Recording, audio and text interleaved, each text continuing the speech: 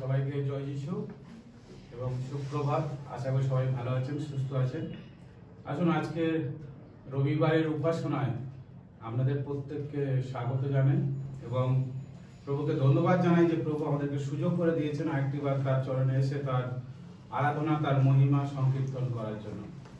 আসুন মণ্ডলী, আমরা এই সময় প্রভুর কাছে নিজেদেরকে সমর্পণ করি এবং আমরা প্রার্থনা যাই। আসুন আমরা প্রার্থনা যাই সমবেতভাবে প্রভুকে ধন্যবাদ দিই।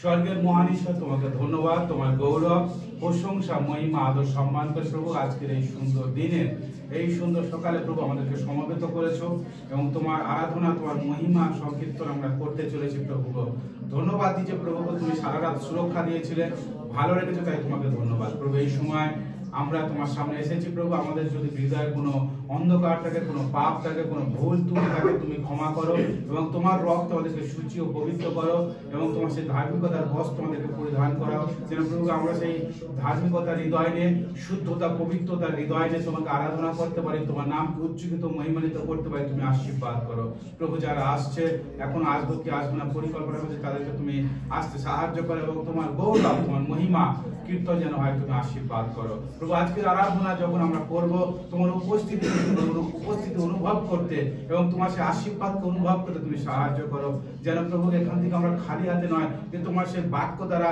নিজেকে পরিবর্তন করে এবং তোমার আশীর্বাদে পরিপূর্ণ হয়ে যেতে পারে। তুমি আশীর্বাদ করো, সাহায্য করো প্রভু।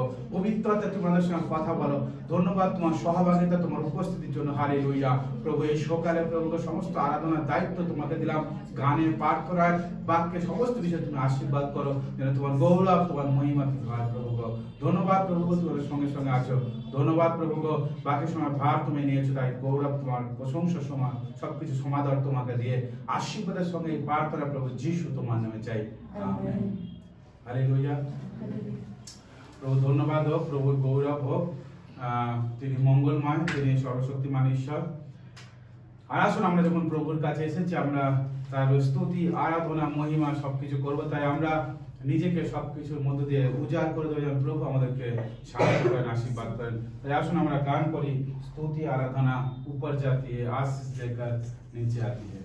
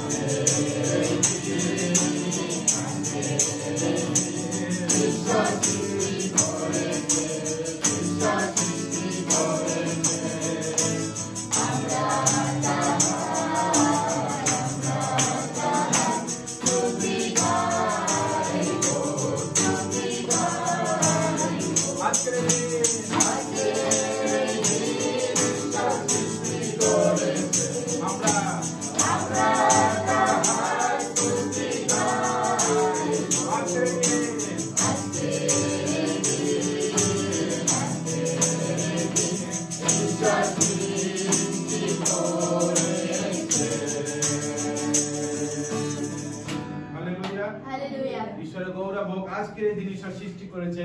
আপনারা যারা দেখছে, যদি আপনারা মনে করেন যে সত্যি ঈশ্বর এই দিন সৃষ্টি করেছে এবং তাকে গৌরব করার, প্রশংসা করার প্রয়োজন, আপনারা অবশ্যই করুন, কারণ ঈশ্বর আপনাদের কাছ থেকে গৌরব পেতে চান এবং আমাদের দায়িত্ব ঈশ্বরকে গৌরব দেওয়ার, কারণ তিনি আমাদেরকে সেই জন্য সৃষ্টি করেছেন।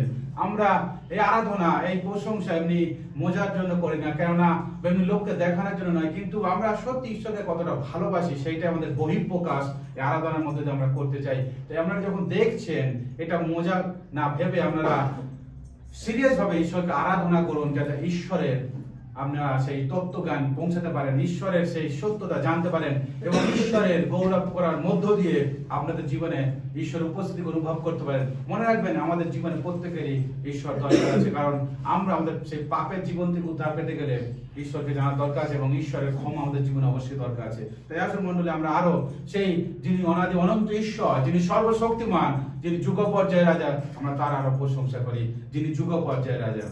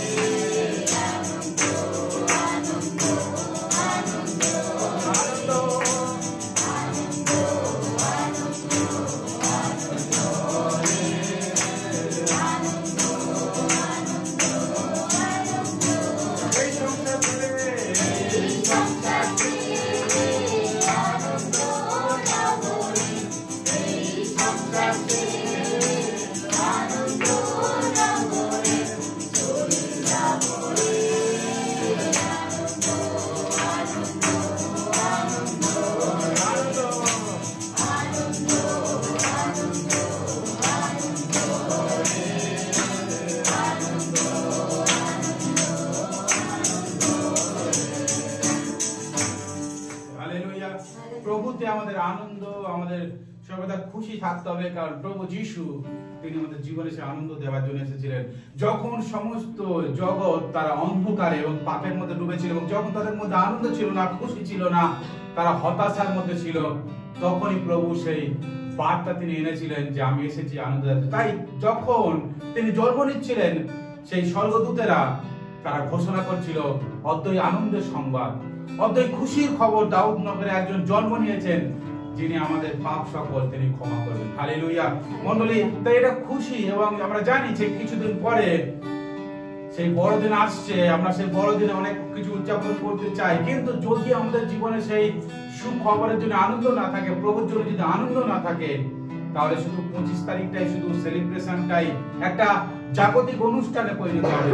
কিন্তু মণ্ডলী, প্রভু চায় যেন আপনি তার মধ্যে দিয়ে আনন্দকে খুঁজে পান। প্রভু চায় যেন আমরা হতাশার জীবন থেকে যেন বেরিয়ে আসতে পারেন এবং প্রভু সেই করুণাকে, প্রভু সেই আনন্দকে আপনি যেন লাভ করতে পারেন। মণ্ডলী, প্রভু আপনাদেরকে ভালোবাসেন এবং আপনারা যারা এখন দেখছেন, মনে রাখুন ঈশ্বর আপনাদের প্রত্যেককে ভালোবাসেন এবং ঈশ্বরকে উপহাস করা যায় না। তাই যদি আপনার জীবনে প্রভুর পরিত্রাণ দরকার থাকে, আপনারা অবশ্যই তার সামনে আসুন। যদি আপনারা মনে করেন যে আপনাদের জীবনে অনেক সমস্যা আছে, প্রভুর কাছে আসুন। যদি আপনাদের জীবনে অনেক পরিবারে যদি কোনো অশান্তি আছে, প্রভুর সামনে আসুন। আপনি আপনার নিজেদের ব্যক্তিগতভাবে অনেক কিছু জানেন এবং ঈশ্বর আপনাকে সবকিছু, ঈশ্বরের বাক্য বলে সদাপ্রভুর চক্ষু পৃথিবীর সর্বত্র ভ্রমণ করছে এবং তিনি মনুষ্যদের হৃদয়ের অন্তঃস্থল পর্যন্ত তিনি তন্ন তন্ন করে দেখছেন যে কার জীবনে কি চলছে, কে কি পরিকল্পনা জীবন করছে। প্রিয় মণ্ডলী, প্রিয় দর্শক, তাই আপনি নিজেকে কোথাও লুকাতে পারেন না। আপনার হৃদয়টাকে আপনি খুলে দেন ঈশ্বরের কাছে। আজকে এই সকালে সেই সুযোগ নিজেকে পরিবর্তন করার, নিজেকে ঈশ্বরের সামনে তুলে ধরার সুযোগ। তাই আপনি যখন ঈশ্বরের সামনে আসছেন, যখন এই ভিডিও বার্তা আপনি দেখছেন, আপনি নিজেকে ঈশ্বরের সামনে তুলে ধরুন। আপনি ভুলে যান আপনার বিগত দিন কি করেছেন, কিন্তু ঈশ্বরের সামনে স্বীকার করুন সবকিছু। আবার নিজেদের জীবনকে ঈশ্বরের কাছে সমর্পণ করুন। ঈশ্বর আপনাকে নতুন জীবন দিতে চান। এই সকালে ঈশ্বর আপনাকে সেইভাবে আহ্বান করছেন। যদি আপনি নিজেকে সমর্পণ করেন, ঈশ্বর আপনার জীবনকে নতুন ভাবে করতে চান। তাই আসুন আমরা এই সময় ঈশ্বরের বাক্য আমরা শুনি। ঈশ্বরের বাক্য আজকের গীত সংহিতা তার 8 অধ্যায় আমাদের জন্য তিনি কি বলছেন।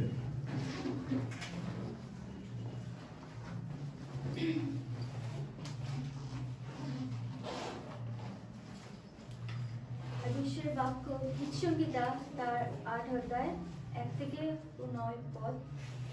প্রধান বাদ্যকরের জন্য স্বর, গীতের দাউদের সঙ্গীত। হে সদাপ্রভু, আমাদের প্রভু, সমস্ত পৃথিবীতে তোমার নাম কেমন মহিমান্বিত। তুমি আকাশমণ্ডলের ঊর্ধ্বেও তোমার সভা স্থাপন করিয়াছ। তুমি শিশু ও দুগ্ধ পশুদের মুখ হইতে শক্তির ভিত্তিমূল স্থাপন করিয়াছ। তোমার বৈরিগণ হেতুই করিয়াছ, যেন শত্রু ও বিপক্ষকে ক্ষান্ত করো। আমি তোমার অঙ্গুলি নির্মিত আকাশমণ্ডল, তোমার স্থাপিত চন্দ্র ও তারকামালা নিরীক্ষণ করি। বলি, মর্ত কি যে তুমি তাহাকে স্মরণ করো, মনুষ্য সন্তান বা কি যে তাহার তত্ত্বাবধান করো। তুমি ঈশ্বর অপেক্ষা তাহাকে অল্পই নয়ন করিয়াছ, গৌরব ও প্রতাপের মুকুটে বিভূষিত করিয়াছ। তোমার হস্তকৃত বস্ত্র সকলের উপরে তাহাকে কৃতিত্ব দিয়াছে। তুমি সকলে তাহার পদস্লন্ত করিয়াছ। সমস্ত মেষ ও গরু আর বন্য পশুগণ, শূন্যের পক্ষীগণ এবং সাগরের মৎস্য, যাহা কিছু সমুদ্র পথগামী। হে সদা প্রভু, আমাদের প্রভু, সমস্ত পৃথিবীতে তোমার নাম কেমন মহিমান্বিত। আমেন। ঈশ্বর আপন বাক্যে আপনাদের আশীর্বাদ করুন। হালেলুয়া।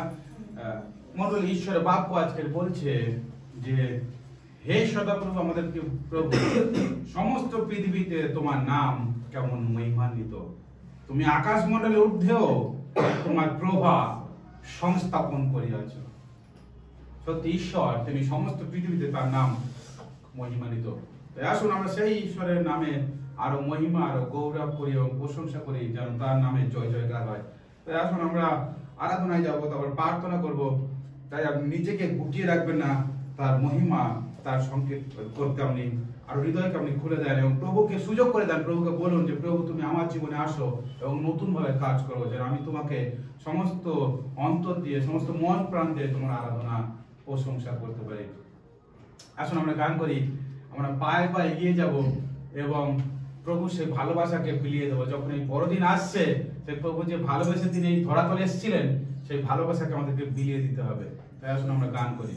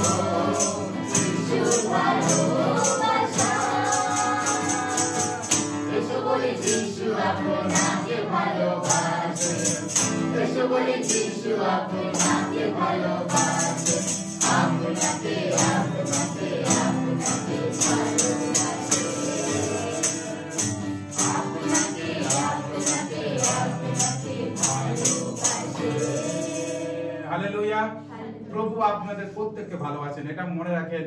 এবং প্রভু চান যেন আপনার জীবন তাতে সমর্পিত এবং তাতে নির্ভরশীল হয়। এবং প্রভু আপনাকে প্রতি মুহূর্তে তার সেই ছত্রছায়া এবং তার পক্ষপুটের ছায়াতে তিনি রাখতে চান। এবং মন্ডলী, একটা জিনিস মনে রাখেন যে এই 25শে ডিসেম্বর যখন আসছেন, আপনি হয়তো ভাবছেন যে কিভাবে কি অনুষ্ঠান করবেন বা বাড়িতে কতটা সাজাবেন বা কি করবেন, কিন্তু মনে রাখুন আপনি কতটা তার ভালোবাসাকে বিলাতে পারবেন এবং হাতে হাত ধরে একতার মধ্য দিয়ে আপনি কাজ করতে পারেন, সেটা আজকে বড় বিষয়। তাই মন্ডলী, আপনি সেই পায়ে পায়ে এগিয়ে গিয়ে মানুষের কাছে সেই সুসমাচার, প্রভুর ভালোবাসাকে বিলিয়ে দেন, যেন অনেক মানুষ প্রভু সেই সত্য সুসমাচারকে জানতে পারে। যারা অন্ধকারের মধ্যে আছে, যারা বিভিন্ন অনেক ভুল চিন্তা ভাবনার মধ্যে জীবন করছে এখনো, এবং তারা ভাবছে যে এটাই জীবন বা এটাই সবকিছু, জাগতিক আনন্দ, জাগতিক সুখ ভোগ সবকিছু, আপনারা এই বড়দিনে সেই তাদের কাছে সেই প্রভুর ভালোবাসা বিলিয়ে দেওয়ার মধ্য দিয়ে তাদের জীবনকে পরিবর্তন করতে পারেন। আসুন আমরা আরো গান করি। একটা গান আছে, আব্বা পিতা ধন্য তোমার নাম। আমরা সেই আমাদের পিতা, আব্বা পিতা, যিনি যার নাম ধন্য, আমরা সেই গান করি। তিনি সবকিছু সৃজন দাতা এবং প্রেমময় এবং শান্তিদাতা, শান্তিময়, করুণা নিধান তুমি করুণাময়। আমরা এই গানটা আমরা হয়তো কয়েকবার শুনেছি, ভুলে যেতে পারি, কিন্তু খুব সহজ, একই রকম সুর। আসুন আমরা এই গানটা করি।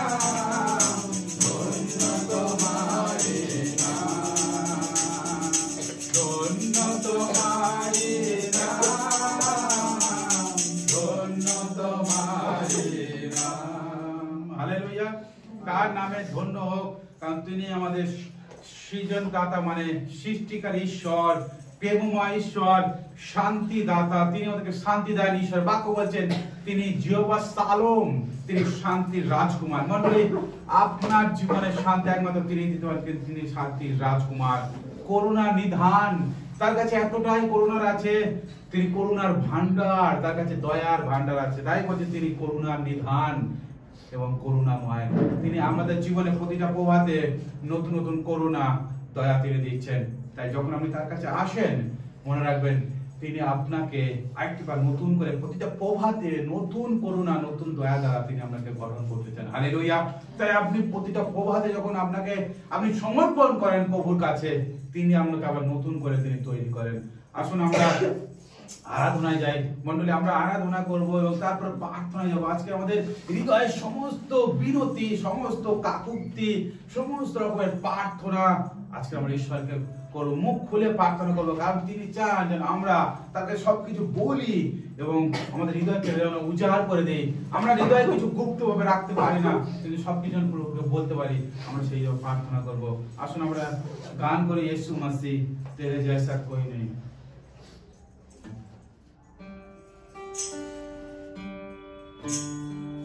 আজকে আমরা চোখ বন্ধ করি মন্ডলী, আমরা প্রত্যেকে আমরা চোখ বন্ধ করে যারা দেখছি, যারা শুনছি, আমরা প্রত্যেকে ঈশ্বরের সামনে আসি। এই সময় ঈশ্বরের সেই সিংহাসনে, অনুগ্রহের সিংহাসনের সামনে আমরা উপস্থিত হই।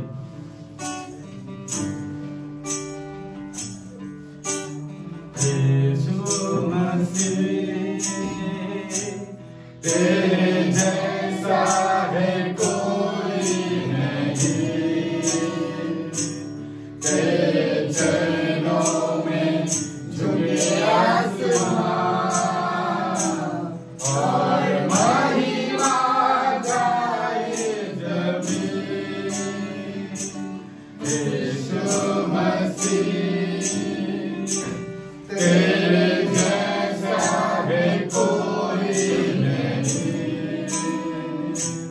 तेरे चरणों में झुके आसमां और महिमा गाए जमीन।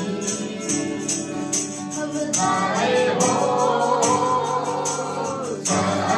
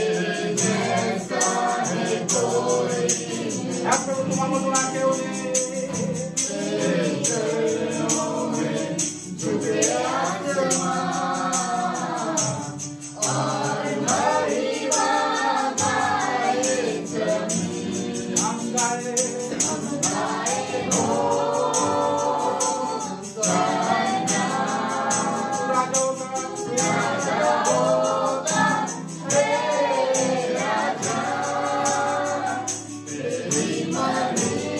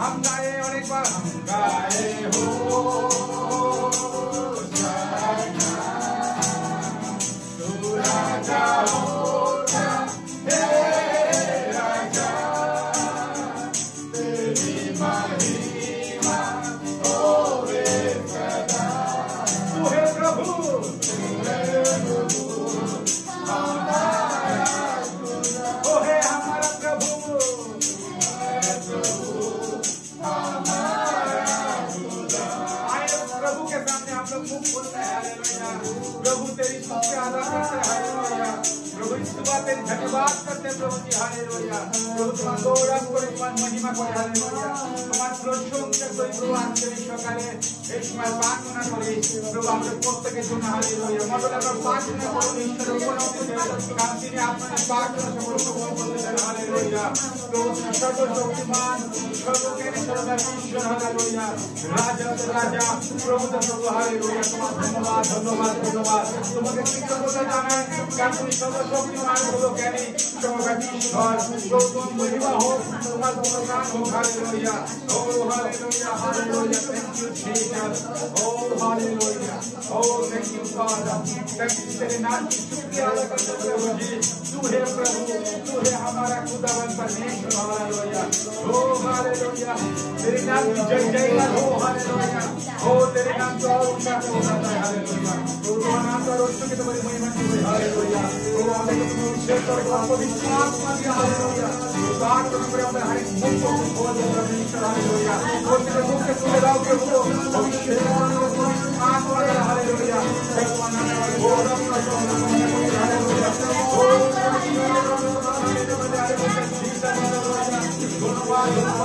हालेलुया। ओ प्रभु,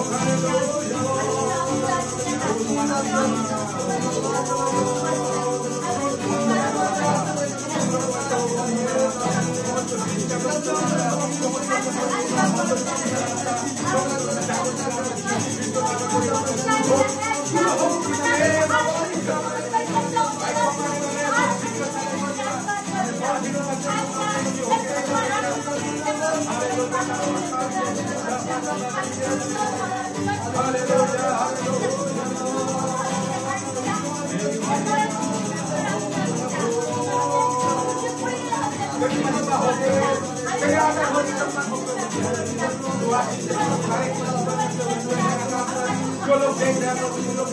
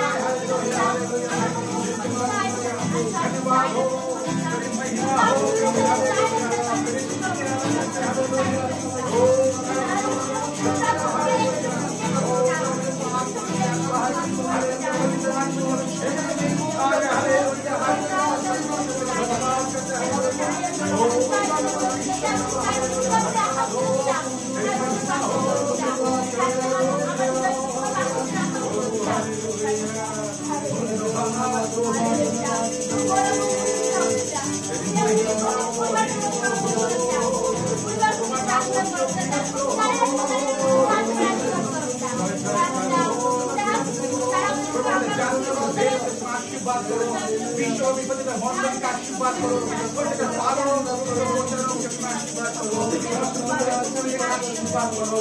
হালেলুয়া যিশু নামে প্রভু এই তোমার দ্বিতীয় আগমন যখন প্রতিকর যেন প্রত্যেকটা বিশ্বাসী আর বিশ্বাসে বলবান হতে পারে, আর সকলে কি করতে তুমি আশীর্বাদ। হালেলুয়া ধন্যবাদ ধন্যবাদ ধন্যবাদ। যারা তাড়িত হচ্ছে, যারা প্রভু অপমানিত হয়ে পড়ে যিশু নামে, যাদেরকে পরিবার থেকে প্রভু অপমান করা হয়, তাদেরকে তুমি আরো বিশ্বাসে মনোবল করো।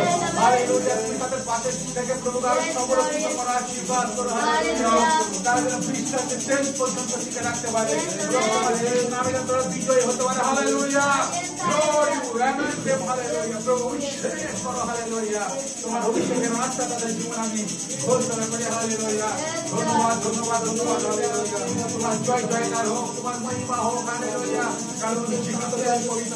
হালেলুয়া হালেলুয়া শান্তি ও সমৃদ্ধি। ও জয় জয় গো। হালেলুয়া ও গৌরব মহিমা তোমার হোক। হালেলুয়া যিশু নামে। হালেলুয়া মহিমা হোক। হালেলুয়া আশীর্বাদ করো। হালেলুয়া আমাদের জীবনকে তোমাকে সমর্পণ করে চলো। তুমি অনুগ্রহ করো, দয়া করে তোমার গৌরব তোমার মহিমা। Hallelujah thank you father.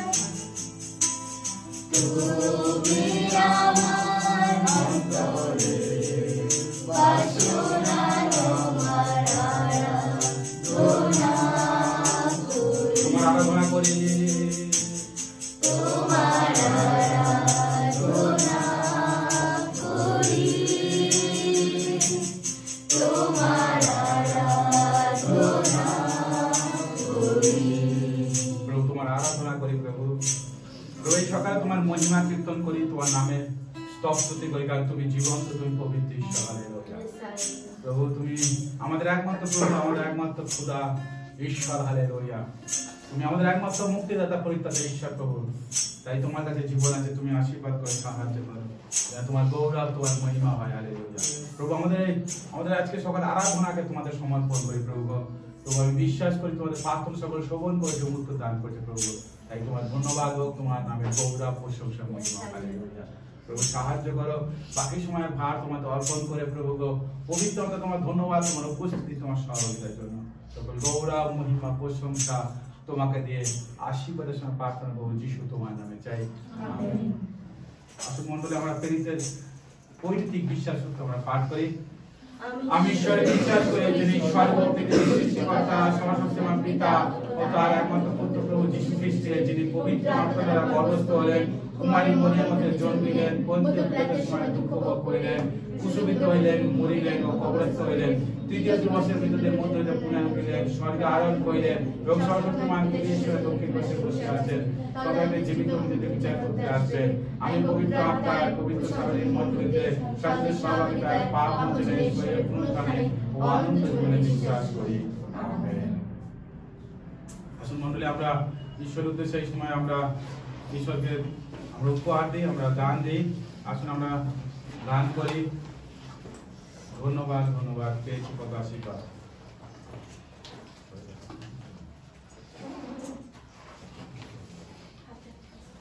ধন্যবাদ, ধন্যবাদ, পেয়েছি কত আশীর্বাদ।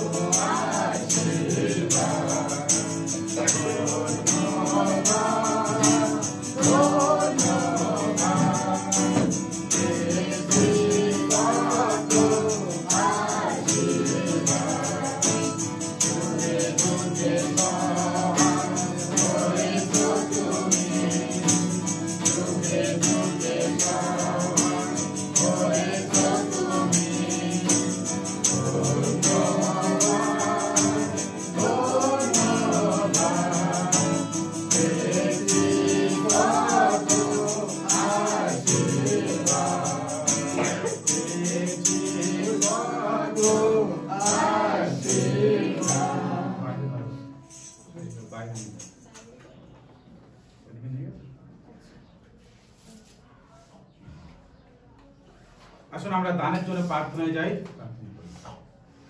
হালেলুয়া। জীবন্ত ঈশ্বর, পিতা তোমাকে ধন্যবাদ, এই সুন্দর দিন দিতে সাহায্য করেছো পিতা। এই সুন্দর সময় পিতা আমাদের মধ্যে দিয়েছো পিতা, ধন্যবাদ পিতা।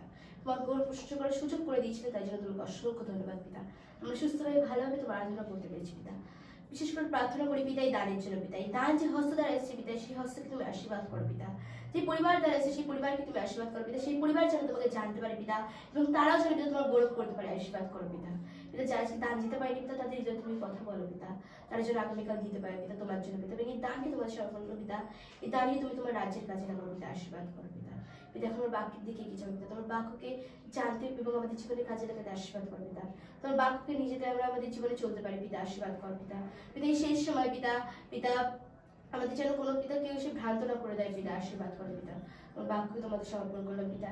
পিতা তোমার যে সন্তান পিতা, তোমাকে বাক্য আমাদের মধ্যে তোমার বাক্যকে তুলে ধরো পিতা, তাকে তুমি আশীর্বাদ করার জন্য পিতা। সেই জন্য পিতা সুস্থভাবে ভালোভাবে আমাদেরকে বাক্য বলতে পারি পিতা, এবং সেটা যেন পিতা আমরা নিয়ে আমাদের বাড়ি যেতে পারি এবং অন্যকেও বলতে পারি, আশীর্বাদ করো পিতা। বাকি সবার ভার নাও পিতা, সমস্ত বিষয়ের ভার তোমাদের দিয়ে আশীর্বাদ সঙ্গে প্রার্থনা যিশু নামে। আমেন।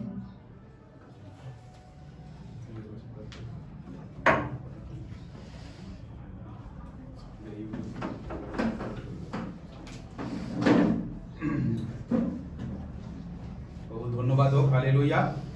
ঈশ্বরের গৌরব হোক, তিনি সাহায্য করেছেন তার উপস্থিতিতে আরাধনা এবং মহিমা কীর্তন করার জন্য, এবং প্রভু জয় জয়কার হোক। এবং ঈশ্বর তিনি মঙ্গলময়, তিনি আশ্চর্য কার্যকারী ঈশ্বর, তিনি আমাদেরকে ভালোবাসেন এবং তার সেই ভালোবাসা এবং আশীর্বাদের গুণে আমরা এখনো আছি। মঙ্গলে যদি দেখেন এই জগতে অনেক কিছু আছে, অনেক মানুষ আছে যারা এই সুযোগটা পায়নি এখনো। যদি দেখেন অনেক মানুষ হয়তো বিছানা ছেড়ে উঠতে পারেনি, এখন হয়তো ঘুমাচ্ছে, আজকে রবিবার, অনেক আরাম করার দিন, কিন্তু ঈশ্বর তিনি আমাদের সুযোগ দিয়েছেন, আমরা আজকে সকালে এসেছি এবং তার আরাধনা করছি।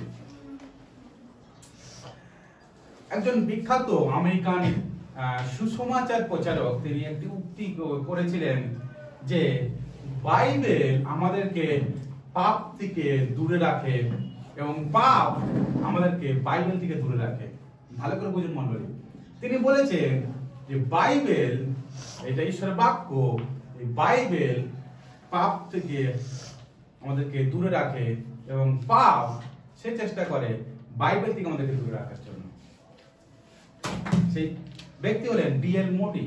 তিনি অনেক বই লিখেছেন এবং খুব তিনি একজন বিখ্যাত মানুষ ছিলেন এবং তার দ্বারা অনেক কিছু এই বিশ্ব সুসমাচার প্রচারের ইতিহাসে তিনি অনেক কার্য করেছিলেন এবং তার দ্বারা অনেক কিছু স্থাপিত হয়েছিলেন। মনে আজকের আমি যে বিষয়টা আমাদের কাছে উত্থাপন করতে চাই সেটি হলো আমাদের জীবনের পাপ এবং ঈশ্বর ভয়। পাপ এবং ঈশ্বর ভয় আমাদের খুব চেনা পরিচিত আমাদের একটি অধ্যায়, বা আমরা জানি সবাই যে ঈশ্বরের বাক্যে কিভাবে পাপের সম্বন্ধে বলছে। এবং যদি দেখি যে আদি পুস্তকে, যেখানে আমরা জানি যে 3 অধ্যায়, বা বাংলায় যে একটা উপরে যে বড় করে যে হেডিং দেওয়া আছে বা লেখা আছে মানব জাতির পাপের পতন, বা ইংরেজিতে বলছে দ্য ফল, মানে পড়ে যাওয়া, ঈশ্বরের সামনে থেকে পড়ে যাওয়া, বা ঈশ্বরের উপস্থিতি থেকে পড়ে যাওয়া। এর মন্ডলে আমরা জানেন ঈশ্বর যখন মানুষকে সৃষ্টি করলেন, বিশেষ করে আদম এবং হাওয়া, প্রথম যারা সৃষ্ট মানব, তারা এদের উদ্যানে থাকতো এবং ঈশ্বর তাদেরকে সেখানে রেখেছিলেন এবং ঈশ্বরের তারা উপস্থিতি থাকতেন। কারণ ঈশ্বরের বাক্য বলে যে ঈশ্বর প্রতিদিন তাদের সঙ্গে কি করতো? গমনাগমন করতো। মানে ঈশ্বর তাদের সঙ্গে কথা বলতো, তাদের সঙ্গে সহভাগিতা করতে আসতো। তাই এই অধ্যায় শুরু হচ্ছে ফল, তার মানে পতন, বা সে ঈশ্বরের সামনে থাকা বা ঈশ্বরের উপস্থিতি থাকা থেকে পড়ে যাওয়া। মনে আজকে যদি আমরা দেখি যে পুরো 3 অধ্যায়টা, তাহলে আমরা সুন্দর কয়েকটি বিষয়কে আমরা অবলোকন করতে পারবো, বা আমরা দেখতে পারবো, যার মধ্য দিয়ে আমরা বুঝতে পারবো যে ঈশ্বরের সামনে মানুষ কিভাবে পড়ে যাচ্ছে এবং মানুষ কিভাবে ভুল দিকে চলে যাচ্ছে। ঈশ্বরের বাক্য যদি আমরা দেখি পুরো 3 অধ্যায়টা, বেশ কিছু বিষয় আমরা লক্ষ্য করতে পারি। আদি পুস্তক তার 3 অধ্যায় 1 থেকে 24 পদ, এখানে বেশ কিছু বিষয় আমাদেরকে আজকে বলে যে আমরা মানব জাতিরা বা মানুষরা কিভাবে ঈশ্বরের বিরুদ্ধে গিয়ে তারপর নিজেদেরকে আমরা হারিয়ে ফেলেছি। মণ্ডলী, আজকে তাই পাপ এবং ঈশ্বর ভয় আমাদের জীবনে খুব গুরুত্বপূর্ণ। পাপ এবং ঈশ্বর ভয় এর দুটো কিভাবে পরস্পরের সঙ্গে সম্পর্ক যুক্ত, সেটি একটি খুব গুরুত্বপূর্ণ বিষয়। যদি আমরা দেখি 3 অধ্যায় 3 পদ, আমরা পুরো পদ হয়তো পুরো চ্যাপ্টারটা আমরা পড়বো না, কয়েকটি পদ আমরা দেখে দেখে যাব। 3 অধ্যায় তার 3 পদ যদি দেখেন, মন্ডল এখানে লেখা আছে, আমরা সবাই পড়ি আমাদের জন্য। এখানে ঈশ্বর কিছু বলছে সেই মানুষদেরকে, আদম এবং হওয়াকে কিছু আজ্ঞা দিচ্ছে। সেটা হলো এরকম বলছে, কেবল উদ্যানের মধ্যস্থানে যে বৃক্ষ আছে তাহার ফলের বিষয়ে ঈশ্বর বলিয়াছেন, তোমরা তাহা ভোজন করিও না, স্পর্শ করি না, করিলে মরিবে। ঈশ্বর আদম বাবাকে যখন এদেন উদ্যানে রাখলেন, তখন তিনি সবকিছু তাদেরকে কর্তৃত্ব করতে বলেছিলেন এবং তিনি বলেছিলেন যে তোমরা প্রত্যেকটা জিনিস খাও, এনজয় করো, কিন্তু এই বাগানের মাঝখানে একটি গাছ আমি রেখেছি, সেই গাছের ফল তোমরা খেও না। এই গল্প আমরা সবাই জানি এবং ভাবছেন হয়তো যে সবাই জানে এই বিষয়টা। এবং ঈশ্বর বলেছিলেন যে তোমরা যদি খাও তোমরা মরিবেই মরিবে। দেখুন, আমি যেটা এখান থেকে তুলে ধরতে চাইছি আপনাদের কাছে, যে সত্যতা, আদম এবং হওয়াকে ঈশ্বর সত্যতা জানিয়ে দিয়েছে যে তোমরা যদি ফল খাও তাহলে মরিবেই মরিবে। আমরা যখন খ্রিস্ট বিশ্বাসীরা পৃথিবীতে জীবন করছি, আমরা যখন প্রভুর পথে চলি, আমরা বাইবেলকে যখন পড়ি, এই ঈশ্বরের বাক্যের অনেক সত্যতা আছে এবং অনেক বাক্য আমরা জানি যে কোনটা ঠিক কোনটা বেঠিক।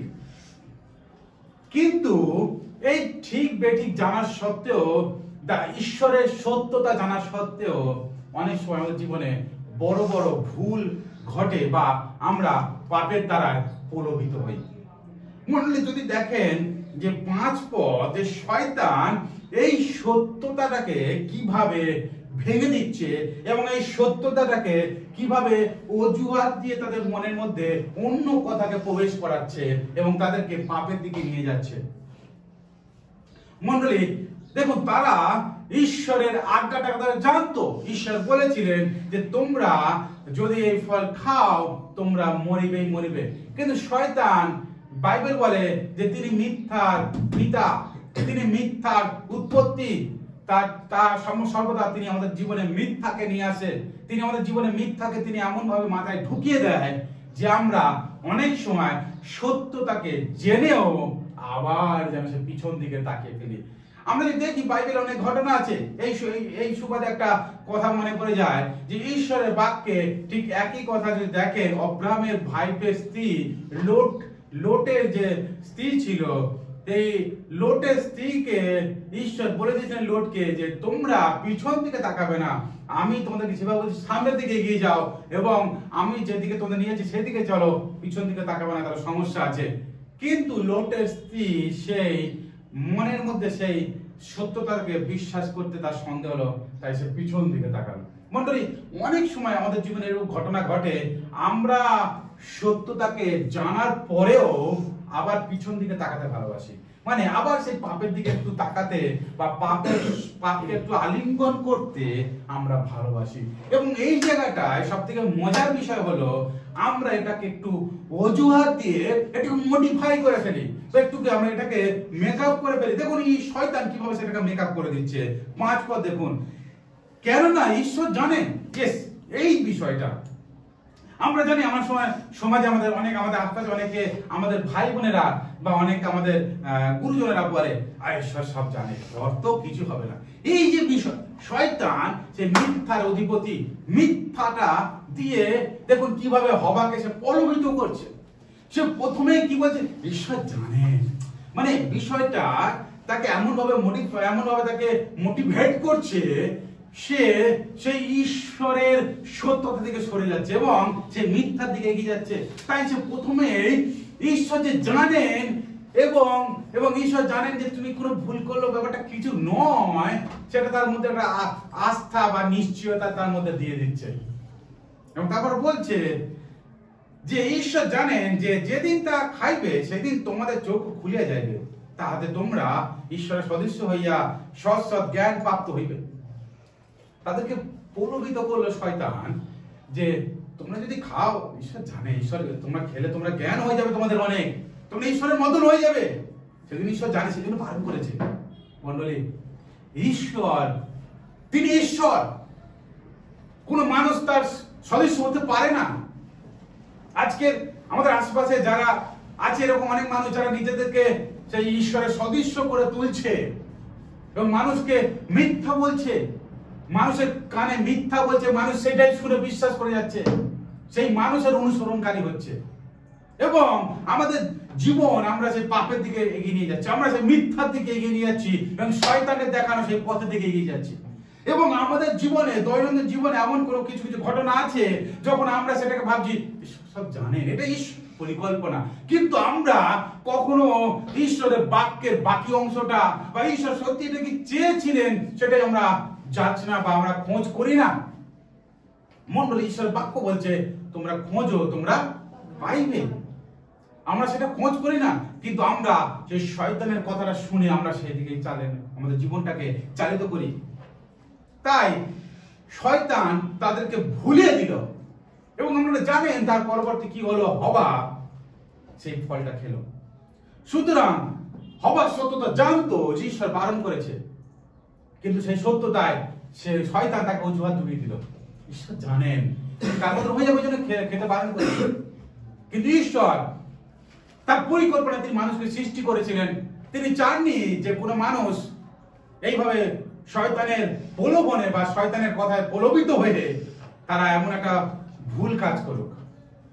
ঈশ্বর যদি মনে করতেন যে মানুষকে তার সদৃশ্যের মতন করবেন, তিনি করে দিতেন, তাহলে এদের মধ্যে রাখার জায়গা তার দরকার ছিল না।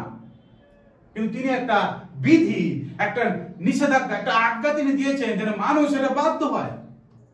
আজকেও সেম ঈশ্বর মণ্ডলী, পাস্টার, লিডার সবকিছু নিয়ে এসেছে, বাইবেল নিয়ে এসেছেন, তিনি সিস্টেম নিয়ে এসেছেন যেন আমরা মানুষরা বাধ্য হই, যেন আমরা এই তার বাক্যকে এবং সেই বাক্য যখন শুনছি যেন সেটা বাধ্য হয়ে চলে। হয়তো আমাদের জীবনে কেউ কানে বলতে পারে না না উনি ওটার জন্য বলেছে, ওটা তো জানে, উনি ওনার নিজেরটার জন্য বলছে। নো, ঈশ্বর কখনো এবং ঈশ্বরের বাক্য দ্বারা কখনো ঘুরিয়ে পেঁচিয়ে বলা যায় না। ঈশ্বরের বাক্য সর্বদা আমাদের জীবনে সোজাসুজি ভাবে কাজ করবে, দিদার খড়গের মতন কাজ করবে, যেতে কাটবে আসতে কাটবে। মণ্ডলী, তো ঈশ্বরের বাক্যকে কখনো শয়তানের কথা নিজের কানে ঢুকিয়ে আপনারা প্রলোভিত হবেন না। যদি মনে হয় যে মণ্ডলী বলছে যে আপনি প্রতিদিন 4 ঘন্টা প্রার্থনা করুন ঈশ্বরের, বা যদি কোনো প্রচারক আপনাকে বলছে, এটা সেই প্রচারকের ফায়দার জন্য বলছে না, আপনার জীবনের জন্য বলছে। কিন্তু আপনি ভাবতে পারেন ধুর উনি বলছেন ওনার কথা, আমি কি অত প্রার্থনা করতে পারি? এই যে অজুহাত শয়তান আমাদের কানে ঠিক ঢুকিয়ে দিল। কারণ শয়তান চায় না যে আমরা প্রার্থনাশীল জীবন করি। যখন আপনি বাইবেল বেশি করে পড়তে যাবেন, শয়তান হয়তো আপনাকে বলবে দূর এত বাইবেল পড়তে হবে না, সব তো জানিস তো, যিশু মরেছে উঠেছে আর যিশু তোকে ভালোবাসে, হয়ে গেল, ফিনিশ। কিন্তু যে ঈশ্বরের সত্যতা সেটা শয়তান চায় না যে তারা সেটা গভীরে যাক। মণ্ডলী, ঈশ্বর বাক্য বলছে আদম এবং হওয়া তারা ঈশ্বরের উপস্থিতিতে গমনাগমন করত। জাস্ট আপনারা ভাবুন, পয়েন্ট আপনারা চিন্তা করুন মণ্ডলী, গভীরভাবে এটা ভাবুন। তারা ঈশ্বরের উপস্থিতিতে গমনাগমন করেও তারা শয়তান দ্বারা প্রভাবিত হয়েছে। আমি আপনি আজকে ঈশ্বর থেকে আমরা অনেক দূরে, ঈশ্বরের সঙ্গে আমাদের ডেইলি সহভাগিতা হচ্ছে কিনা সন্দেহ আছে। তারা চাক্ষুষ সহভাগিতা করেও তারা শয়তান দ্বারা প্রভাবিত হয়েছে। আর আমরা আপনারা এই পাপময় জগতে থেকে কিভাবে আমরা বলতে পারি যে না না এটা ওইভাবে বলছে, অজুহাত। মণ্ডলী, তাই অনেকে আমরা আছি যারা অজুহাতটা, শয়তানের কথা শুনে আমরা অজুহাতটা দিয়ে দিই।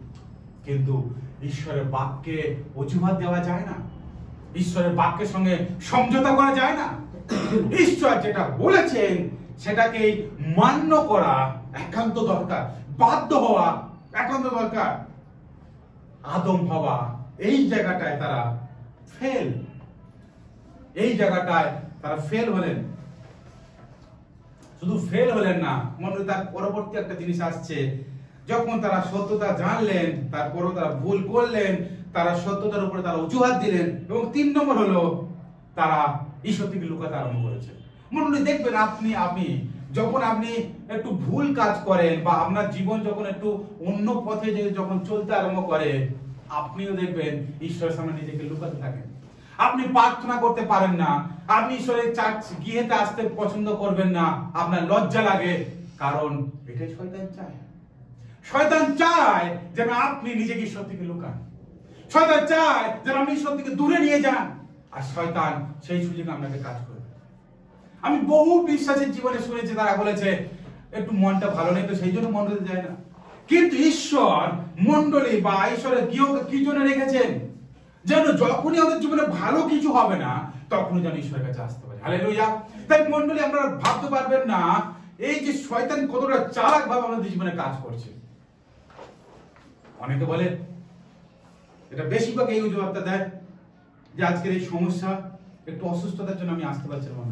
মন্ডলী, ঈশ্বর আপনাকে সুস্থ করতে চায়। আমরা আগের দিনেই পড়ছিলাম আমার আরোগ্যকারী, হ্যাঁ, ঈশ্বর বাক্য বলছিল তোমার আরোগ্যকারী ঈশ্বর। মন্ডলী, আমার ব্যক্তিগত নয়,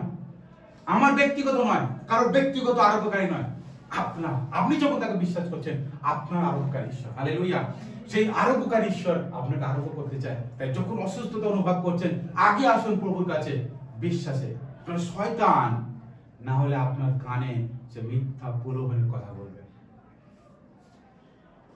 মন্ডলী, আমি জানি অনেক হয়তো বলবে আপনি বিশ্বাস করতে পারবেন না আমার সমস্যা, কিন্তু সত্যি যদি সেই সমস্যা দেখা যায় কিছুই নয়। কারণ বাইবেল বলছে সমস্যা যত আমরা দেখবো বড় করে, সমস্যা আমাদের পিছনে থাকবে না। মন্ডলী, সমস্ত বিশ্বাসীরা ভাবে যে প্রচারক পাস্টারদের জীবনে কোনো সমস্যাই নেই, তারা সবসময় প্রচার করে, সেই সমস্যা শুধু বিশ্বাসীদের জীবনে না, সমস্যা প্রত্যেকের জীবনে আছে। কারণ প্রভু যিশু যখন তার শিশুদের সঙ্গে ছিল সেখানেও সমস্যা ছিল। প্রভু যিশু যখন নৌকায় ছিলেন তখন সেখানে সমস্যা ছিল, ঝড় উঠেছিল। প্রভু যিশু যখন শিশুদের সঙ্গে কথা বলেছিলেন, যখন তাদেরকে খেতে দিতে বলেছিলেন অন্যান্য মানুষদেরকে, সেখানে খাবার ছিল না, সেটাও সমস্যা। এই সমস্যা যিশুর সঙ্গে থেকে সমস্যা, কিন্তু সেই সমস্যার সমাধান তিনি পার করেছিলেন। শিষ্যরা হাউতাস করে চেঁচিয়ে সমস্যার সমাধান করতে পেরেছিল না, ঝড়কে থামিয়েছিল প্রভু যিশু থামিয়েছিল। শিষ্যরা যখন প্রভু যিশু বলেন তোমরা খাবার দাও, তারা অনেক চিন্তা করে অনেক কথা বলেছিল, কিন্তু তারা কি সমস্যার সমাধান করতে পেরেছিল না। প্রভু সেই মাছ আর রুটিকে মাল্টিপ্লাই করেছিলেন, অনেক করেছিলেন, করে সবাইকে খাইয়েছিলেন। সুতরাং সমস্যার সমাধান কে করবে? প্রভু যিশু। ঈশ্বর তিনি সমস্যার সমাধান করতে চায়, কিন্তু শয়তান এতটাই চালাক, আমাদেরকে এতটাই ভাবে এ করে দেয়, না না তুমি যেও না, তোমার সমস্যা আরো বড়। মণ্ডলী, শয়তান সেম আদম হাওয়াকে এমন কাজ করালো, যারা ঈশ্বরের উপস্থিতিতে গমন করছিল তারা লুকিয়ে পড়েছে, তারা গাছের আড়ালে লুকিয়ে পড়েছে। ভার্স 8, পরে তাহারা সদাপ্রভু ঈশ্বরের রব শুনিতে পাইলেন। ভাষটা আমরা লক্ষ্য করুন, তিনি দিবা বসানে উদ্যানে গমন করিতেছিলেন, তাহাতে আদম ও তাঁর স্ত্রী সদাপ্রভু সম্মুখ ঈশ্বরের সম্মুখ হইতে উদ্যানের বৃক্ষের সময়ের মধ্যে লুকাইলেন। ঈশ্বরের রব শুনে তারা লুকাচ্ছে, ভয় পাচ্ছে। ঈশ্বর মণ্ডলী, ঈশ্বর আমাদেরকে ভয় দেওয়ার জন্য আসেন, তাহলে ঈশ্বর আমাদেরকে সৃষ্টি করতেন না, কিন্তু তিনি আমাদেরকে ভালোবাসেন, আমাদেরকে তিনি জড়িয়ে ধরতে চান, তিনি আমাদের সঙ্গে গভীর সম্পর্ক করতে চান, তিনি আমাদের সঙ্গে থাকতে চান। মণ্ডলী, ঈশ্বরের এটা ইচ্ছা। ইম্মানুয়েল ঈশ্বর, আমাদের সঙ্গে থাকা ঈশ্বর। ইম্মানুয়েল কথাটা আমরা মানি, মিনিং দেখুন বাইবেল কি লিখছে। ইম্মানুয়েল মানে ঈশ্বর আমাদের সঙ্গে তিনি বাস করতে চান। হালেলুয়া, ঈশ্বরের সঙ্গে থাকতে চান। কিন্তু আমরা শয়তানকে শুনে বারবার আমরা ঈশ্বর থেকে নিজেরা লুকাতে চাই। তাই যখন আমরা ভুল করি তখন আর মন্ডলীতে আসতে চাই না, তখন ঈশ্বরের সাদৃশ্য আসতে চায় না। যদি আপনার কার্য ঈশ্বর দ্বারা হয়, যদি আপনি মনে করেন যে না ঈশ্বরের এটা ইচ্ছা আমার জীবনে এটা করছে, তাহলে কেন ঈশ্বর থেকে আপনি দূরে যাবেন? যখন আপনি ঈশ্বর থেকে দূরে যাবেন তখন মনে করবেন আপনার মধ্যে পাপের কোনো বিষয় আছে। সেই কার্য ঈশ্বর দ্বারা মনোনীত নয়, সেই কার্য নিশ্চয় পাপের কার্য আছে।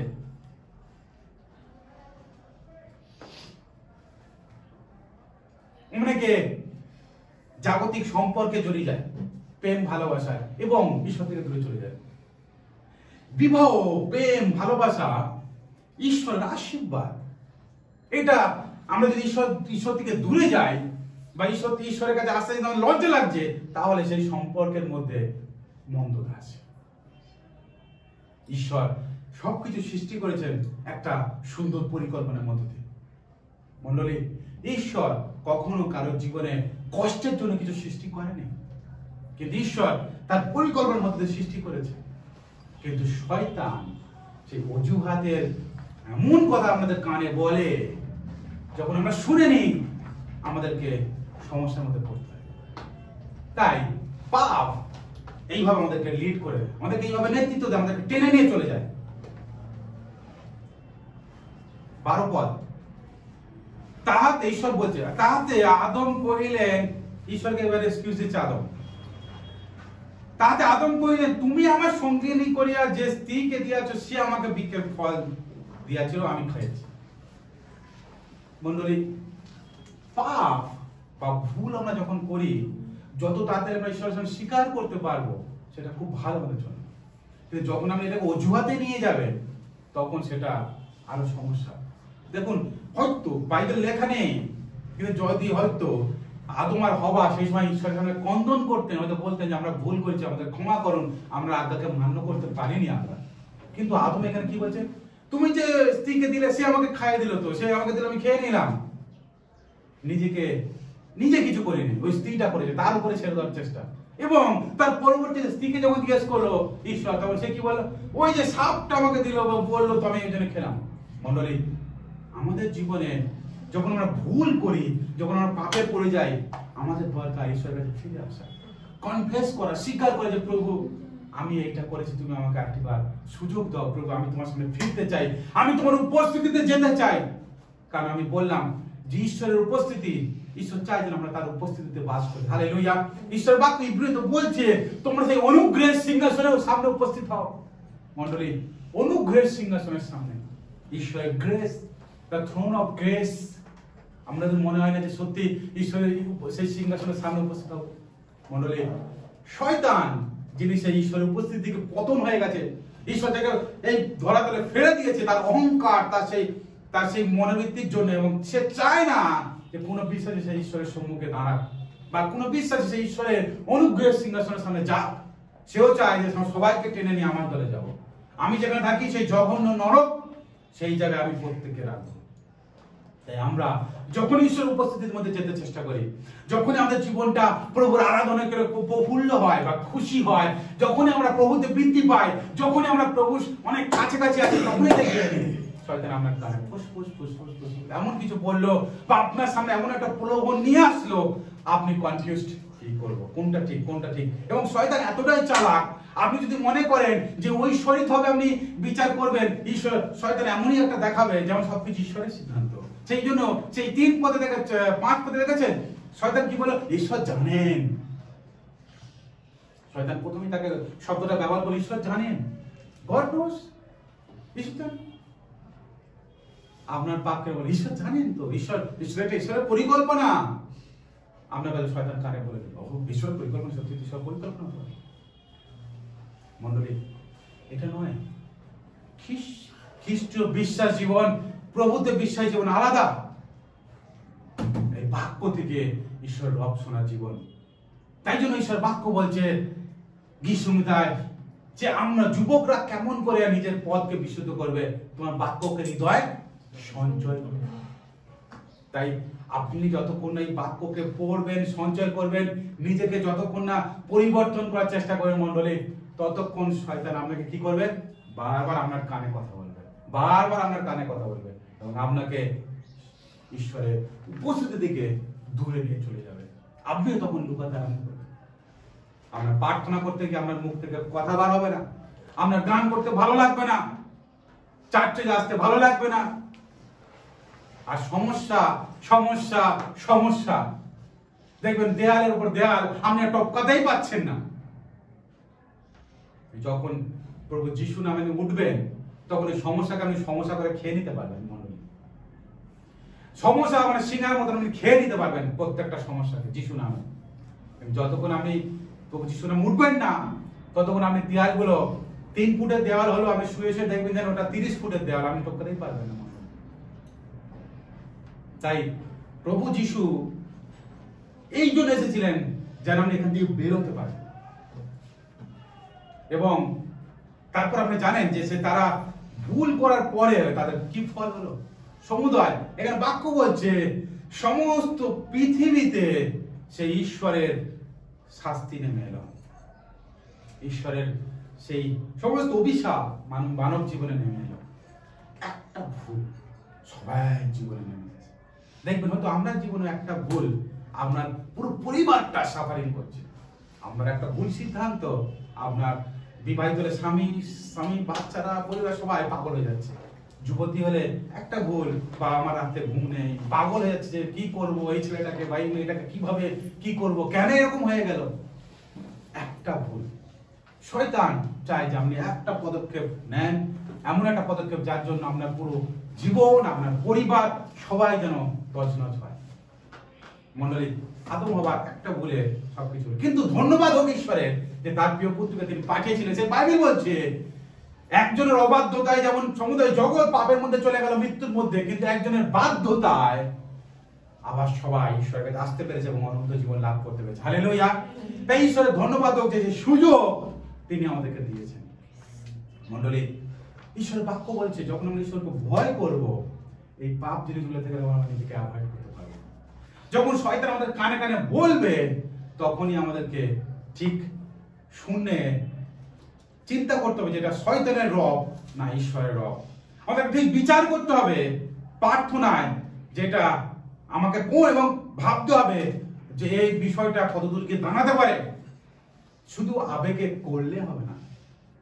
ঈশ্বর বাক্য বলছে, ঈশ্বর বাক্য হিতোপদেশ তার 16 অধ্যায় 6 পদ দেখুন কি বলছে, দয়া ও সত্যে অপরাধের প্রায়শ্চিত্ত হয়। দয়া এবং সত্য, আপনি যে ভুল করেছেন তার প্রায়শ্চিত্ত কিসে হবে? দয়া এবং সত্য। দয়া কে করবে? ঈশ্বর দয়া করবে, তার সত্যতা দ্বারা সেটাকে আমরা প্রায়শ্চিত্ত করবে মনে করি। তাই আপনি যখনই আপনি নিজেকে সমর্পণ করবেন প্রভুর কাছে, যখনই আপনি আসবেন যে প্রভু তুমি আমাকে সাহায্য করো, প্রভু আমার দ্বারা এটা হচ্ছে, আমি এটা আমাকে এইভাবে শয়তান প্রলোভিত করছে, প্রভু আমাকে শক্তি দাও, তখন সেই প্রভু তার দয়া এবং সত্য দ্বারা আপনার ওটাকে প্রায়শ্চিত্ত করবে। বা আপনি যদি ভুলে পতিত হয়ে গিয়েছে, তৎক্ষণাৎ যদি আপনি বুঝতে পেরেছেন, নিজেকে সজাগ করুন তাও ঈশ্বর আপনাকে ফিরে নিয়ে আসবে। এবং বাক্য আরো বলছে, আর সদাপ্রভুর ভয়ে মনুষ্য মন্দ হইতে সরে যায়। তা ফিয়ার অফ গড। আমরা দেখলাম পাপের জীবন কিভাবে হতে পারে, কিন্তু যদি আপনি এখানে ঈশ্বরের বাক্য বলছেন ঈশ্বরকে ভয় করেন, তাহলে মন্দ থেকে আপনি সরে আসতে পারেন। এটা হতে পারে না কেউ বলবে যে আমার জীবনে হয়ে গেল। আপনি যদি ঈশ্বরকে ভয় করেন, তাহলে আপনি যে কোনো পদক্ষেপ করার আগে আমি আশা করি ঈশ্বর তার যে আত্মা আপনার উপরে আপনার হৃদয় দৃষ্টান করিয়েছেন, সেই আত্মা দ্বারা আপনাকে একবার অন্তত চেতনা দেবে। এরকম হতে পারে না যে কেউ বলবে যে আমি একবারও চেতনা পাইনি, আমি ডাইরেক্ট একদম পড়ে গেলাম পাপে। হতে পারে ঈশ্বর এই পৃথিবীতে মানবকে সৃষ্টি করেছে। আমরা এক্ষুনি গান করছিলাম, সৃজন দাতা তিনি সবকিছু সৃষ্টি করেছে। তার একটা পরিকল্পনা, একটা সিস্টেমেটিক আছে। যখন আপনি ভুল করতে যান বা মন্দ পথে পা বাড়ান, আমি জানি আপনার বিবেক একবার আপনাকে বলে এটা ঠিক নয়, কিন্তু বললাম শয়তান আপনাকে আবার একটা পাল্টা এমন একটা কথা বলে দেয় যে আমি বলে হ্যাঁ ঠিকই আমি জানি। মন্ডলী, ঈশ্বর ভয় আমাদেরকে পাপ থেকে দূরে রাখে, মন্দ থেকে দূরে রাখে। তাই ঈশ্বরের প্রতি ভয় আনতে হবে। শুধু মনে করে ঈশ্বরের প্রতি ভক্তি দেখালে হবে না, কিন্তু ঈশ্বরের প্রতি ভয়ও রাখা দরকার। কারণ ভক্তি তখনই আপনার জীবনে সাকসেস হবে যদি ঈশ্বরের প্রতি আপনি ভয় করেন। আপনি ভক্তি দেখাচ্ছেন কিন্তু আপনার ঈশ্বরের প্রতি ভয় নেই, তাহলে আপনি বারবার মন্দতার দিকে এগিয়ে যাবেন। ঈশ্বরের বাক্য বলছে, মথিতে বলছে, মথি তার 15 অধ্যায় 8 পদে বলছে, প্রভু যীশু ওই জন্য খুব কঠিন ভাবে এই কথাটা বলছে। তিনি সেই বিভিন্ন লোকদের উদ্দেশ্যে, এই লোকেরা ওষ্ঠা ধরে আমার সমাদর করে, কিন্তু ইহাদের অন্তঃকরণ আমার হইতে দূরে থাকে। ইহারা অনার্থক আমার আরাধনা করে, মনুষ্যদের আদেশ ধর্মসূত্র বলে পালন করে। প্রভু যীশু ভৎসনা করে এই কথাগুলো বলছে। মথি 15:8 পদ। প্রভু যীশু ভৎসনা করে বলছে, মানে বলতে চাইছেন যে এরা মুখে মিছে মিছে আরাধনা করছে, কিন্তু হৃদয় অন্যদিকে, পাপের দিকে আছে। এতে হৃদয় নেই। তাই বললাম ভক্তি, এই জগতে দেখবেন অনেকে আছে ভক্তি খুব দেখাচ্ছে, ও বলতে কি ভক্তি করে, তার ছবি লাগাচ্ছে, ক্রুশ লাগিয়ে দিল। কিন্তু প্রভু যীশু কি চায়? তাকে শুনতে এবং তাকে ভয় করে মন্দ থেকে দূরে যাও। শয়তান বারবার প্রলোভিত করে, বারবার কথা বলে, সেই কথা শোনা যাবে না। মন্ডলী, যদি আপনি শুনে ফেলেছেন, যদি আপনার মনে হয় ভুলে থেকে এগোচ্ছি, সঙ্গে সঙ্গে আপনাকে অনুতাপ করে ঈশ্বরের কাছে ফিরে আসা দরকার এবং আমার জীবনকে পরিবর্তন করা দরকার। কিন্তু নিজেকে সেই একই জায়গায় যদি আপনি রেখে দেন এবং ভাবেন হচ্ছে হোক, যাচ্ছি যাই, আমি তো ভক্তি করি, প্রভু সব ঠিক করে দেবে। হ্যাঁ, প্রভু সব কিভাবে ঠিক করবে? মন্ডলী, আপনি নিজের জীবনকে ওখান থেকে ফিরে আনতে পারছেন না, প্রভু কিভাবে ঠিক করবে? কারণ প্রভু যদি ঠিক করা হতো তাহলে হওয়াকে আদমকে ওখান থেকে ঠিক করে দিত, তাহলে তাদেরকে পাপে পতিত হওয়ার সুযোগ দিত না। দ্বিতীয় বিবরণ তার 5 অধ্যায় 29 পদ বলছে, আহা সর্বদা আমাকে ভয় করিতে ও আমার আজ্ঞা সকল পালন করিতে যদি উহাদের এইরূপ মন থাকে, তবে উহাদের সন্তানদের চিরস্থায়ী মঙ্গল হইবে। হালেলুয়া। ঈশ্বর বলছে যদি আমাকে ভয় করতে, আমার আজ্ঞা পালন করতে আমাদের মন যদি সর্বদা এরকম থাকে, আপনি যেমন এখন প্রভুর জন্য পাগল, আপনি তার আরাধনা করেন, তার বাক্য পড়েন, সর্বদা তাকে নিয়ে ধ্যান করছেন, ঈশ্বর বাক্য বলছে যদি এরকম থাকে, আপনাকে শুধু নয়, আপনার সন্তান, পরিবার সবাইকে প্রভু আশীর্বাদ করবে। হালেলুয়া। বন্ধুরা, ঈশ্বর ব্যক্তিগত কেন্দ্রিক নয়, সবাইকে তিনি আশীর্বাদ করতে চান, কিন্তু আমরা ঈশ্বরের আজ্ঞাকে মানতে চাই না, আমরা ঈশ্বরের প্রতি ভক্তি ভয় রাখতে চাই না, আমরা নিজেদের রাস্তায় চলতে পছন্দ করি। মন্ডলী, শয়তান আপনার জীবনে বারবার প্রলোভনের কথা বলতে পারে, আপনার কানে কানে অনেক কথা ফিসফিস করে বলবে, যেন আপনি তার দিকে মনোযোগ দেন, যেন আপনি ঈশ্বরের উপস্থিতি থেকে নিজেকে সরিয়ে নিয়ে যান। কিন্তু ঈশ্বর চান যেন আপনি, যদি আপনি পড়ে গিয়েছেন, তখনই যেন উঠে আপনি ঈশ্বরের দিকে তাকাতে পারেন।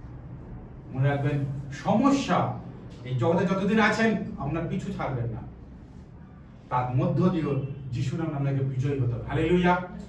যিশু নাম ঘোষণা করতে করতে আপনাকে বিজয়ী হতে হবে। সেটাই হলো আপনার জীবনের সাক্ষ্য তৈরি হবে। যদি মনে করেন যে আমি যেভাবে চলছি তাতে তোমার জীবনটা খুব সুন্দর যাচ্ছে, তাহলে জানবেন আপনার ভোটেতে ঈশ্বর প্রভু যিশু নেই। আপনার নৌকায় কোনো ঝড় নেই, মানে প্রভু আপনার নৌকায় নেই। আপনার নৌকায় ঝড় আছে মানে যিশু নামে ঝড়টাকে থামাবেন এবং সেই সাক্ষ্য তৈরি করতে করতে আপনি এগিয়ে যাবেন। হালেলুয়া। তাই আপনি যদি মনে করেন যে আপনার জীবনে ঝড় নেই, সব সুন্দর চলছে, একেবারে যেভাবে ভাবছিলাম টাকা দরকার, ব্যাগ টাকাও চলে আসছে, গাড়ি চাইলাম গাড়িও চলে এলো, প্রভু আপনার সঙ্গে নেই। আপনি জগৎটাকে পাওয়ার জন্য ছটফট করছেন। তাই বাইবেলে শয়তান কি বলেছিল প্রভু যিশুকে? তুমি যদি আমার সামনে শয়তান বলে আমার সামনে যদি তুমি নত হও, এই জগৎ তোমার। তাই যারা সেই শয়তানের সামনে নত হয়ে যায়, এই জগতে সব পায় আর ভাবে ও বাবা ঈশ্বর আমার কি আশীর্বাদটা করছে। নো, বিশ্বাসী জীবন এরকম স্মুথ জীবন নয়। ঝড় ঠেকিয়ে ঠেকিয়ে সাক্ষ্য তৈরি করার জীবন। হালেলুয়া। আপনার জীবনে যে সব স্মুথনেস থাকে, আপনি প্রভুকে গিয়ে অন্য মানুষকে কি বলবেন? কি সাক্ষ্য বলবেন? প্রভু কি করেছে? শুধু টাকা দিয়েছে বলবেন? গাড়ি দিয়েছে বলবেন? না, আপনাকে শয়তান এইভাবে ফেলছিল, আপনি উঠলেন, বা আপনি এইভাবে পড়ে গেছিলেন, আপনার এইভাবে হাঁটু সব ছুড়ে গেছিল, আপনি আবার উঠলেন, সেটাই হচ্ছে সাক্ষ্য। হালেলুয়া। আপনার কঠিনতা থেকে যখন আপনি বেরিয়ে এসেছেন, সেটাই সাক্ষ্য। আপনি আগে ডাল ভাত খেতেন, এখন ডেলি খাসি মাংস খাচ্ছেন, সেটা সাক্ষ্য নয়। আপনি ডাল ভাতের মধ্য দিয়ে প্রতিদিন প্রভুর সঙ্গে কিভাবে সময় কাটাচ্ছেন এবং আরো তার প্রেমেতে কিভাবে পরিপূর্ণ হয়ে যাচ্ছেন, that is the testimony. Hallelujah. কারণ এটাই হচ্ছে জগতের মানুষ দেখবে যে হাজার কষ্ট হলে প্রভু কিভাবে ভক্তি এবং ভয় করছে। প্রাচুর্য দিয়ে প্রভুকে ভয় করা যায় না। সেই জন্য বাইবেল বলছে ধনবানদের স্বর্গে যাওয়া অনেক কঠিন, কিন্তু ঈশ্বরের ইচ্ছা সব হতে পারে। মণ্ডলী, আমাদেরকে সঠিক দিকে আমাদেরকে দিকপাত করতে হবে, আমাদেরকে অবলোকন করতে হবে, আমাদেরকে দৃষ্টিপাত করতে হবে। মণ্ডলী, আমরা শয়তানের কথা শুনবো না। হওয়া প্রলোভিত হয়ে গিয়েছিল, ঘুরিয়ে কথা বলেছিল। সত্যতাকে শয়তান ঘুরিয়ে দেবে, কিন্তু আপনি সজাগ হয়ে থাকবেন। প্রভু কি বলেছে, প্রভুর বাক্যে কি লেখা আছে। যেটা পাপ সেটা পাপ, আপনি কখনো সেটাকে বলবেন না। এখন সমাজ চেঞ্জ হয়ে গিয়েছে, এখন তো মোবাইল সারা রাত ঘাঁটলেও কোনো পাপ না। এখন এটা মোবাইলের যুগ। বাইবেলে হয়তো মোবাইল লেখা নেই, কিন্তু আপনি জানেন, আমি আবারও বলছি, পাপে পতিত হওয়ার আগে আপনি জানেন যে কোনটা ঠিক কোনটা ভুল। কোন মন্দর সঙ্গে জড়িয়ে যাওয়ার মানে আপনি জানেন, আপনি বলতে পারেন না যে এখন সমাজ ব্যবস্থা এরকম ফ্যাশন। এটাই তো ফ্যাশন, অনেক শর্টেজ কাপড় পরতে হবে, ফ্যাশন জগৎকে নিয়ে আপনি বলতে পারেন না। আপনি জানেন কোনটা ঠিক কোনটা ভুল। বাইবেলে তো পরিপূর্ণভাবে না লেখা থাকলেও আমি জানি ঈশ্বর প্রত্যেককে চেতনা দেবে।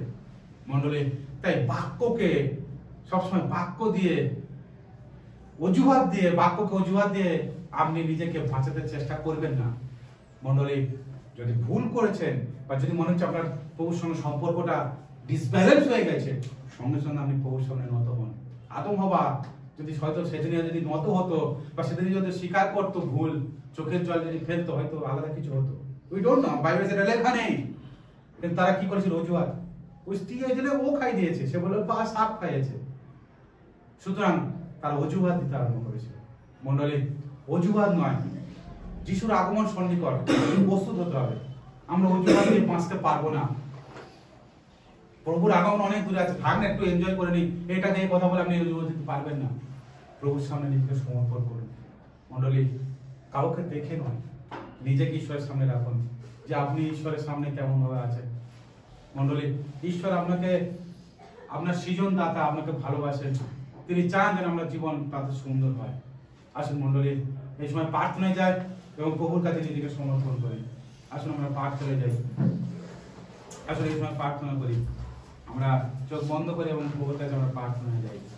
আজকের এই সুন্দর দিনে প্রভু একটা সুযোগ দিয়েছে যেন আমরা তার কাছে আসি। আসুন আমরা প্রার্থনায় যাই।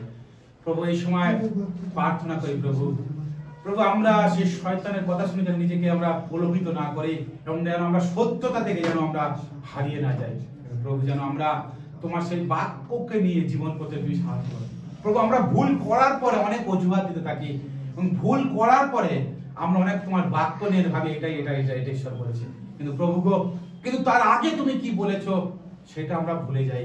তাই প্রভু আমরা সেই মন্দ পথে এগিয়ে যাই এবং নিজেকে সেই খুশিতে মাতিয়ে দিই, সেই মন্দতে আমরা মজে যাই এবং আমরা মজে যাওয়ার পরে যখন আমরা উঁচট খেয়ে, যখন আমরা একটা আঘাত পেয়ে আমরা তখন চেতনা পাই, তখন আমরা বলি যে আমাদের দ্বারা ভুল হয়েছে। প্রভু তোমাদেরকে সাহায্য করে যেন আমরা আগের দিকে তোমার বাক্য দ্বারা ধ্যান করতে করতে প্রতিদিনের জীবনে যেন আমরা চেতনা হয়ে চলতে পারি, যেন প্রভু আমরা সজাগ হয়ে থাকতে পারি। তোমাদেরকে সাহায্য করে প্রভু। সমস্যা আমাদের জীবনে থাকবে, কিন্তু সে সমস্যার ঊর্ধ্বে তুমি প্রভু গো, সবকিছু ঊর্ধ্বে তুমি। তোমার যিশু নামে যেন প্রত্যেকটা সমস্যাকে আমরা আটকে দিতে পারি এবং যেন আমরা বিজয়ী হতে পারি। তুমি আশীর্বাদ করো, সেই সামর্থ্য, সেই শক্তি তুমি আমাদেরকে দাও প্রভু, যেন আমরা বিজয়ী হতে পারি। পবিত্র আত্মা তোমার ধন্যবাদ, তোমার সহযোগিতা, তোমার উপস্থিতির জন্য প্রভু। তুমি সাহায্য করো পবিত্র আত্মা, যেন তোমার এই সন্তানেরা তোমাকে নিয়ে বিজয় জীবন করতে পারে। তাদের মধ্যে থেকে যে জড়তা আছে, যে প্রভু দুর্বলতা আছে, তুমি তাদেরকে সেগুলো সরিয়ে দিয়ে তুমি তাদেরকে সবলীকৃত করো, তাদের বিশ্বাসের জীবনকে আরো সুদৃঢ় করো প্রভু। আশীর্বাদ করো প্রভু। বিশেষ করে প্রার্থনা করি প্রভু, যারা দেখছে যতজন, তাদের জীবনে তুমি আশীর্বাদ করো, তারা যেন তাদের জীবনকে এইভাবে পরিবর্তন করতে পারে। হ্যাঁ প্রভু, তারা যেন তোমার সে আরো তোমার প্রতি সত্যি ভক্তি ভয় করতে পারে। তোমার বাক্য বলেছে তারা যদি তোমার আজ্ঞা মানে, ভয় করে, তারা এবং তাদের সন্তানেরা সর্বদা আশীর্বাদ পাবে, তাদের জীবনে মঙ্গল হবে। হ্যাঁ প্রভু, আমি চাই আমাদের প্রত্যেকের জীবনে সেই মঙ্গল যেন হয়।